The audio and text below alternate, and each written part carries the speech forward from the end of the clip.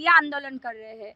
पंतप्रधान नरेंद्र भाई मोदी जी ने महाराष्ट्र में आके धनगर समाज को आश्वासन दिया था कि धनगर समाज को एसटी का आरक्षण लागू करेंगे, लेकिन अब तक उसका अमल नहीं हुआ। इसलिए आज हमें यहाँ आके ये बताना पड़ रहा है कि राज्य सरकार जो है, जो घटना दुरुस्ती नहीं कर रही है या एक अध्यादेश उनको धनगर का जगह धनगर करके भेजना चाहिए, वो एक अहवाल केंद्र सरकार को देनी चाहिए, वो नहीं दे रही है। इसलिए हमें राज्य सरकार को गूंगी बहरी कहना पड़ रहा है और यहाँ केंद्र सरकार को आके हम यही इशारा देने वाले हैं कि आगे की समय में 2024 में हम धनगर समाज का वोट बैंक जाया नहीं जाने देंगे। धनगर समाज एसटी की आप लोग मांग कर रही है, वो किस बिहाफ पे कर रही है? क्यों दिया जाए उनको एसटी का दर्जा?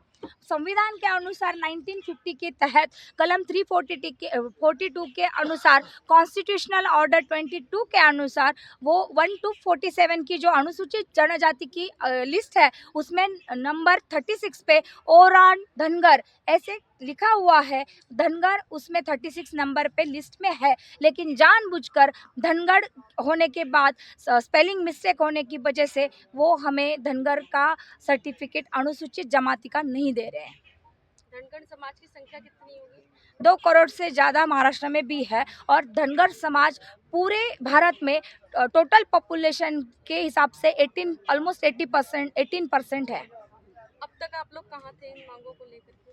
अब तक हमने महाराष्ट्र में भी मोर्चा आंदोलन धरना किया है। यहाँ जंतर मंतर में आके केंद्र सरकार को भी हम यही इशारा देना चाहते हैं कि महाराष्ट्र के धनगर समाज को न्याय दिया जाए। धनगर समाज का राष्ट्र की एकता, अखंडता और समरसता को बनाए रखने में कितना योगदान रहा है? बहुत सारा योगदान है। आज आप देख रहे हैं चंद्रगुप्त मौर्य, सम्राट अशोक, जिन्होंने भारतवर्ष में अपना बड़ा योगदान दिया है। भारत का वो लोग शान है। आज भी आप देख रहे हैं संसद में उनका परिचय रहता है, हमेशा उनको शुरुआत में ही याद किया जाता है। चंद्रगुप्त मौर्य, सम्राट अशोक के हम वंशज हैं, लेकिन फिर भी आज धनगर समाज पिछड़े वर्ग होने के बावजूद उनकी हालत बहुत खराब है। आप लोगों के साथ और भी संगठन है जो आप लोगों का सहयोग कर रहे हैं?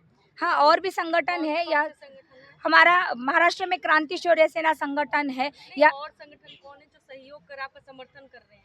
यहाँ पे जो है पाल बघेल के जो लोग हैं यहाँ के यूपी के, कोई अभी आ रहे हैं, कोई आए हैं, 1-2 लोग यहाँ पे पाल धनगर सर आए हुए हैं।